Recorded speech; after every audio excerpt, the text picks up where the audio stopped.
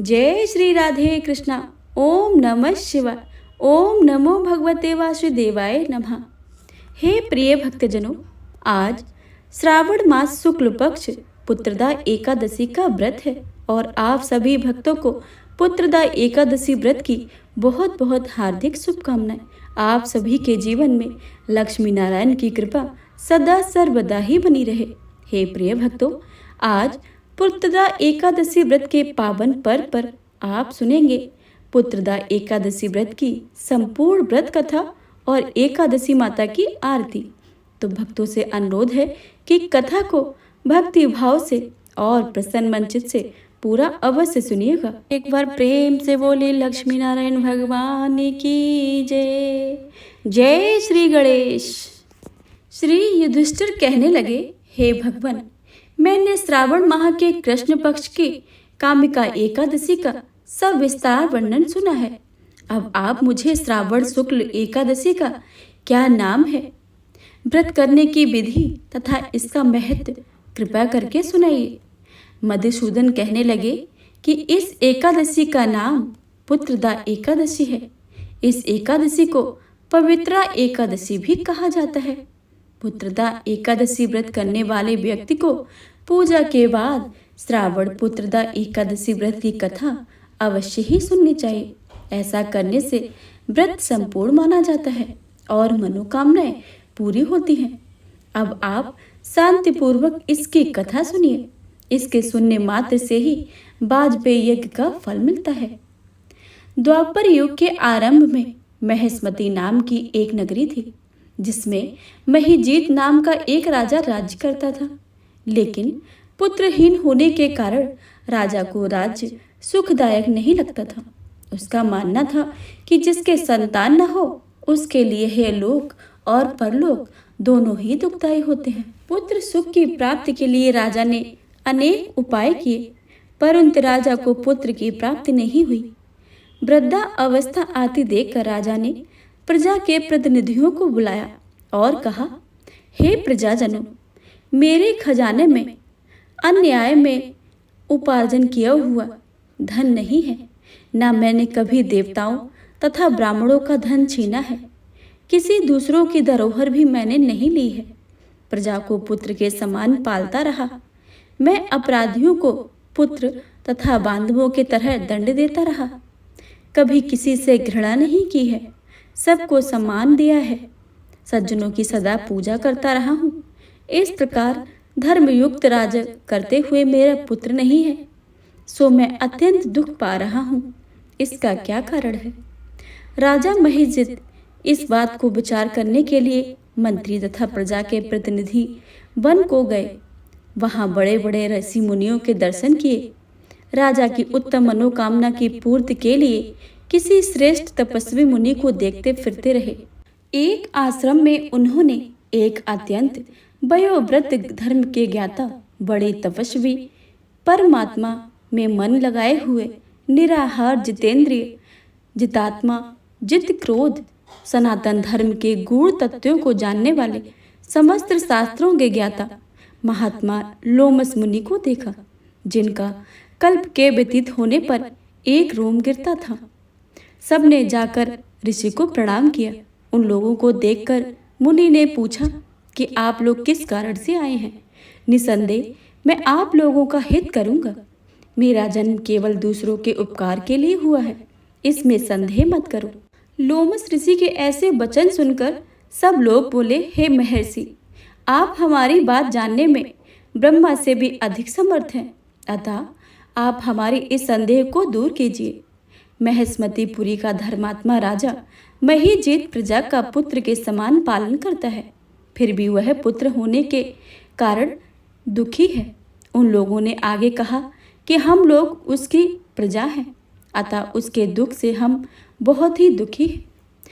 आपके दर्शन से हमें पूर्ण विश्वास है कि हमारा यह संकट अवश्य ही दूर हो जाएगा, क्योंकि महान पुरुषों के दर्शन मात्र से अनेक संकट और कष्ट दूर हो जाते हैं। अब आप कृपा करके राजा के पुत्र होने का कोई उपाय बतलाइए। यह वार्ता सुनकर ऋषि ने थोड़ी देर के लिए नेत्र बंद किए और राजा के पूर्व जन्म का वृतांत जानकर कहने लगे कि यह राजा पूर्व जन्म में एक निर्धन वैश्य था।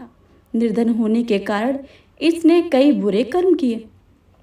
यह एक गांव से दूसरे गांव व्यापार करने जाया करता था। एक समय ज्येष्ठ मास के शुक्ल पक्ष की द्वादशी के दिन मध्याह्न के समय, जब वह 2 दिन से भूख और प्यास से व्याकुल होकर एक जलाशय पर जल पीने लगा, उसी स्थान पर एक तत्काल की ब्याही प्यासी गौ जल पी रही थी। राजा ने उसी प्यासी गौ को जल पीते हुए हटा दिया और स्वयं जल पीने लगा। इसलिए राजा को यह दुख सहना पड़ा। एकादशी के दिन भूखा रहने से वह राजा हुआ और प्यासी गौ को जल पीते हुए हटाने के कारण पुत्र वियोग का दुख सहना पड़ रहा है। ऐसा सुनकर सब लोग कहने लगे, हे ऋषि, शास्त्रों में पापों का प्रायश्चित भी लिखा है, अतः जिस प्रकार राजा को यह पाप नष्ट हो जाए वह कोई उपाय बताइए। लोमस मुनि कहने लगे कि श्रावण शुक्ल पक्ष की एकादशी को, जिसे पुत्रदा एकादशी भी कहते हैं, तुम लोग सब लोग व्रत करो और रात्रि को जागरण करो, तो इससे राजा के पूर्व जन्म में किए हुए सभी पाप अवश्य ही नष्ट हो जाएंगे। साथ ही राजा को पुत्र की प्राप्ति अवश्य ही होगी। लोमस ऋषि के ऐसे वचन सुनकर मंत्रियों सहित सारी प्रजा नगर को वापस लौट गई। और जब श्रावण शुक्ल एकादशी आई तो ऋषि की आज्ञा अनुसार सबने पुत्रदा एकादशी का व्रत किया और जागरण किया। इसके पश्चात द्वादशी के दिन इसके पुण्य का फल राजा को दे दिया। उस पुण्य के प्रभाव से रानी ने गर्भ धारण किया और प्रसव काल समाप्त होने पर उसके एक बड़ा तेजस्वी पुत्र उत्पन्न हुआ। इसलिए हे राजन, इस श्रावण शुक्ल एकादशी का नाम पुत्रदा एकादशी है। अतः संतान सुख की इच्छा हासिल करने वाले इस व्रत को अवश्य करें। इसके महत्व को सुनने से मनुष्य के समस्त पाप नष्ट हो जाते हैं और इस लोक में संतान सुख भोग कर परम लोक में स्वर्ग को प्राप्त होता है। तो एक बार प्रेम से बोले लक्ष्मी नारायण भगवान की जय। अब सुनिए एकादशी माता की आरती। ओम जय एकादशी, जय एकादशी, जय एकादशी माता। विष्णु पूजा व्रत को धारण कर शक्ति मुक्ति पाता। ओम जय एकादशी माता। तेरे नाम गिनाऊं देवी, भक्ति प्रदान करनी। गढ़ गौरव की देनी माता, शास्त्रों में वर्णी। ओम जय एकादशी, जय एकादशी, जय एकादशी माता। विष्णु पूजा व्रत को धारण कर शक्ति मुक्ति पाता। मार्गशीर्ष के कृष्ण पक्ष की उत्पन्ना विश्वतारिणी जन्मी।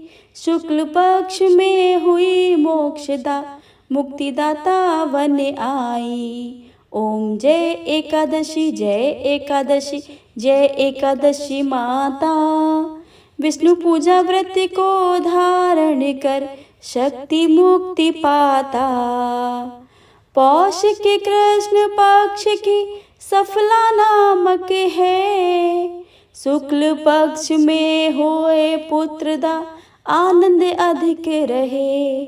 ओम जय एकादशी, जय एकादशी, जय एकादशी माता। विष्णु पूजा व्रत को धारण कर शक्ति मुक्ति पाता। नाम सठ तिला माघ मास में कृष्ण पक्ष आवे। शुक्ल पक्ष में जया कहावे, विजय सदा पावे। ओम जय एकादशी, जय एकादशी, जय एकादशी माता। विष्णु पूजा व्रत को धारण कर शक्ति मुक्ति पाता। विजया फागुन कृष्ण पक्ष में शुक्ला आमल की। पाप मोचनी कृष्ण पक्ष में चैत्र महाबल की। ओम जय एकादशी, जय एकादशी, जय एकादशी माता। विष्णु पूजा व्रत को धारण कर शक्ति मुक्ति पाता। चैत्र शुक्ल में नाम कामदा धन देने वाली। नाम बरथुनी कृष्ण पक्ष में वैशाख महावाली। ओम जय एकादशी जय एकादशी जय एकादशी माता। विष्णु पूजा व्रत को धारण कर शक्ति मुक्ति पाता। शुक्ल पक्ष में होए मोहनी अपरा ज्येष्ठ कृष्ण पक्षी।